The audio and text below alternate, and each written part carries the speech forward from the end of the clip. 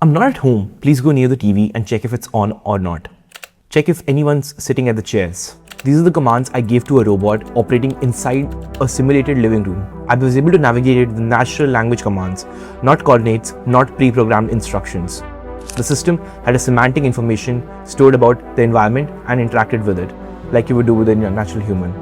In this video, I'm going to show you exactly how I build this, the complete system architecture, and what's coming next.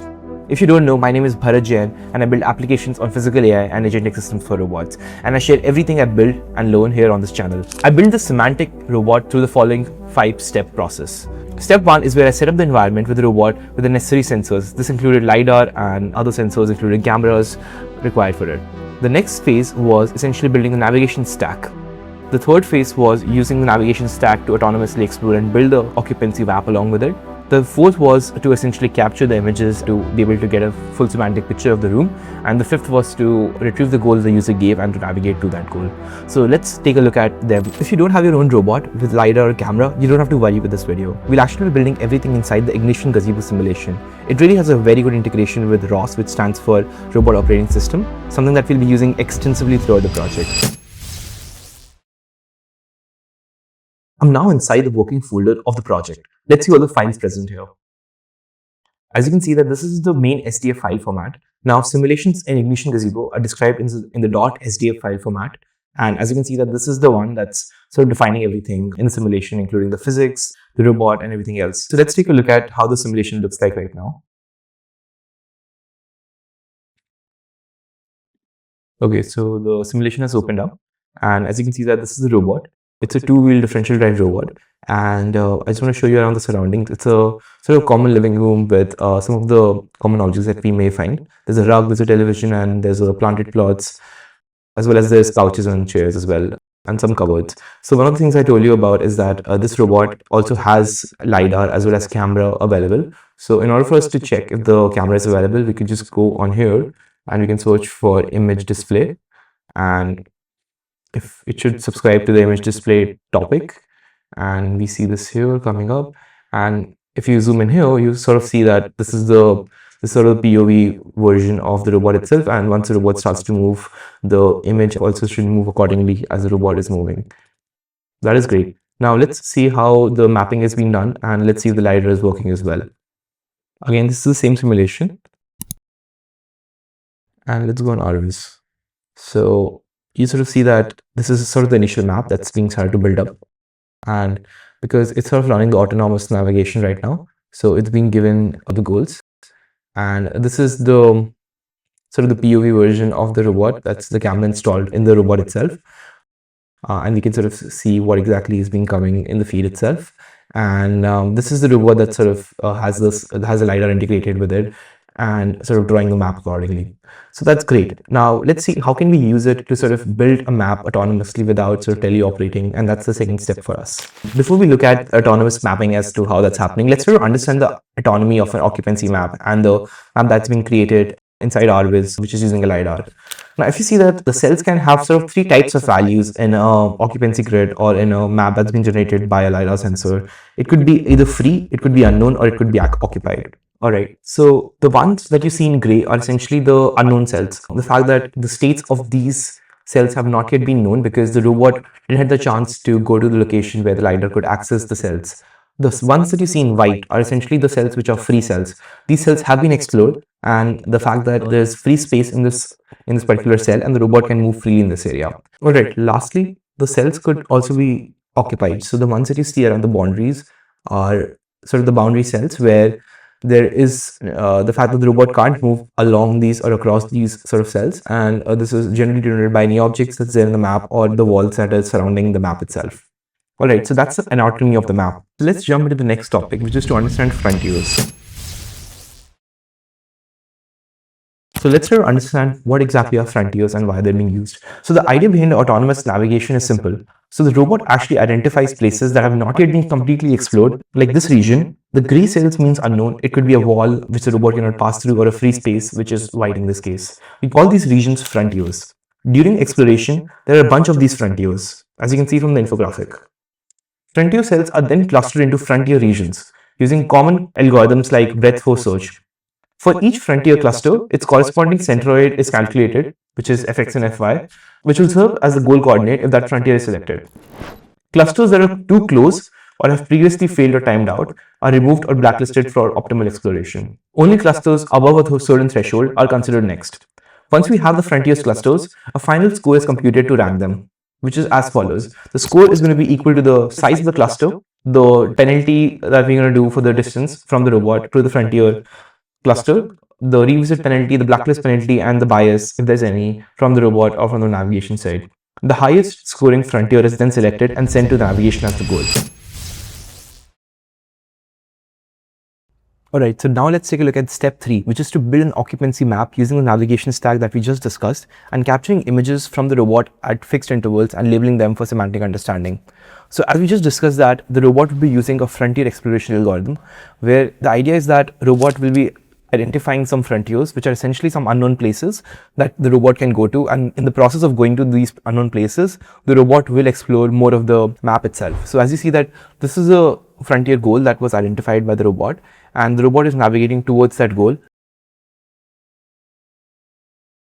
So right now, if you see that even just within a couple of minutes of running this particular navigation stack, it has pretty well explored the room that is there right now. You can look at the POV version of it very easily using the image tool that's there in image display tool, and we can pop this out. And as you see that this is the POV version of the robot that it's seeing. Now, the thing is that we also need semantic understanding of the different objects that are there in the room. In order for the robot to be able to do that, the robot is essentially capturing multiple images at each of the navigation goals. So this was one of the navigation goals that it just completed. As soon as it reaches that navigation rule, it captures 4 images or at all angles. As you can see that right now the robot is rotating and trying to capture photos at different angles, and these photos are then stored in a local database. This is a relational database that's created. The data is then stored in a vector database along with common aliases of the object, and metadata is also stored, and as you can see on the infographic that this is the semantic structure of the database. This is the schema of the database, and we're using 3 tables in this case. The first one being captures, so each capture the robot takes, which is going to be 4 at every navigation goal. It's being stored as a new row in this particular table. In the next table, it's objects. So all the objects that have been identified from one image, they sort of find their place as a new row in this particular table. And the last one is going to be the object embeddings. So each of the object labels are then embedded so that when we're retrieving them in the last step, it can be retrieved easily and then it can be ranked so that the program knows about which sort of object we're talking about, because the person might not query it with exactly the same name. We'll look at that in detail.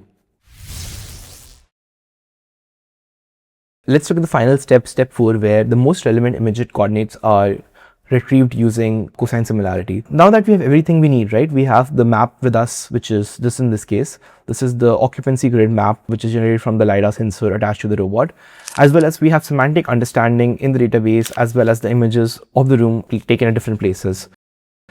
We should be able to then ask an LLM. In this case, we're going to be using Codex, which is an agentic tool, along with the ROS-MCP server, which allows you to expose your ROS topics and services to the LLM that you're using for your choice. Now, all these different databases and queries can be done using ROS topics that have been created. So let's try to look at them in action. So I'm going to come on my terminal and I'm going to start a new terminal in Terminator, and I'm going to start Codex. All right, so now the Codex has been loaded up. Let's try to give it some sort of goal.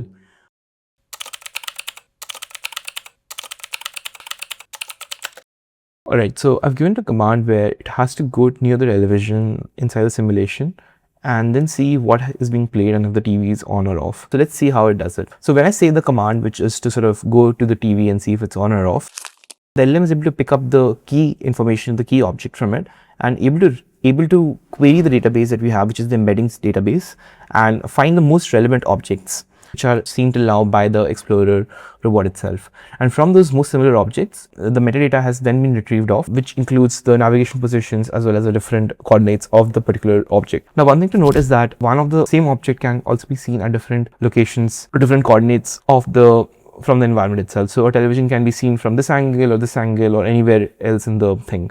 These observations that are then sort of seen by the thing, which are sort of then retrieved, these observations are then grouped into local clusters from where the object was seen. The clusters are actually ranked based on the confidence, visibility, and how close the object is. The best object cluster is the one with the highest score and the most number of observations from that place. So for example, currently the database has a lot of objects present inside it. In order for us to make use of that, the LLM will actually retrieve from the SQLi database that's created and get the most relevant objects, and using the cosine similarity and get their coordinates respectively out for that. If you want to understand more in detail, you can take a look at the infographic that's there on the screen right now. After the final coordinates are decided, it is sent to nav2. So let's wait for the exploration, this sort of goal to end, and then from that, LLM will instruct it to go near the TV and see if it's on or off.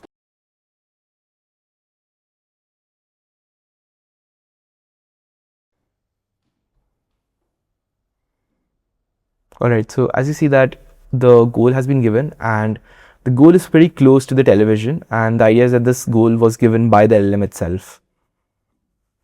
And as you see that the robot is moving towards the television, and we can also see it getting close in the POV camera that's attached to the robot itself. So let's wait for it to run completely.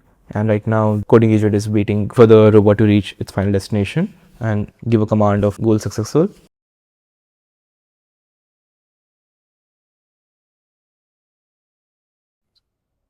Alright, so the robot has a clear view of the elevation right now, and should be able to subscribe to the camera topic and the image itself and retrieve the image, and the VLM will understand the image and let me know the output for it. Alright, so it's stopped working now, and I think it's given me a result, which is that it navigated to the television and the TV is visible, but it only shows a plain blue screen, which is how it is. And it doesn't see any program or video running, which is expected. Alright, so this is great, right? Like, because now we can actually use a natural language and sort of use the sensors inside the robot to be able to survey a room. Alright, let's try a different example. In this case, I would like to know how many people are there in the room and how many people are sitting in the chairs. So let's try to do that. So these are the chairs, and essentially in order for it to answer the question that I've asked it, it should sort of navigate close to the chairs, and without any manual interference of me, it should be able to give the goal automatically, retrieve the different objects that are there in the observation list or in the database that it has, and then from there find the most similar ones. So right now it's doing that. Find the different coordinates that are there, score them, and then get to the final goal coordinate and give it to nav2, which will then drive the robot to that place. So let's wait for it to sort of do those steps and get back to the final answer that we're looking for eventually. Alright, so as you can see that the LLM has given it a goal, and in this case it's pretty close to the chairs itself, and the robot right now is moving towards the chairs, and you can also see the POV version of it as well. So it will wait for some time for the robot to actually reach its destination, and once that it's reached the destination, nav2 will then return a successful status, which will then be read, and then the image will be read from there. Okay, so it seems that it's going behind the chairs to see if anybody's sitting there and get a full view of it.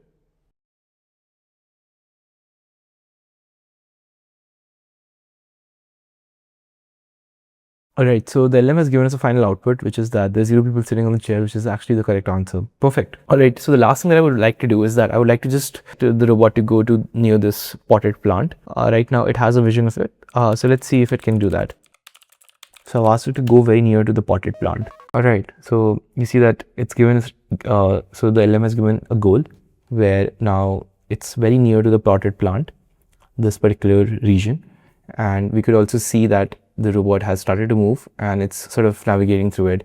Now, one thing sort of using a deterministic system like nav2 is that it has sort of algorithms built in for the most optimal path from location A to location B. So the LLM doesn't have to understand and dictate that behavior. The path planning and everything else are sort of rooted in a deterministic system, along with the generalizability that comes with an LLM and a VLM is something that this project bridges, which was earlier not present.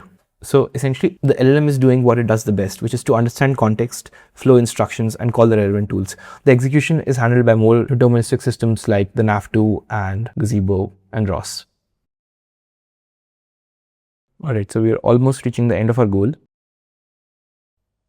Alright, so we've now reached a goal, and we are very near to the potted plant, which is exactly what I asked for. And you see, I've not given it any commands by myself, and it was all handled by a smart VLM and LLM agent.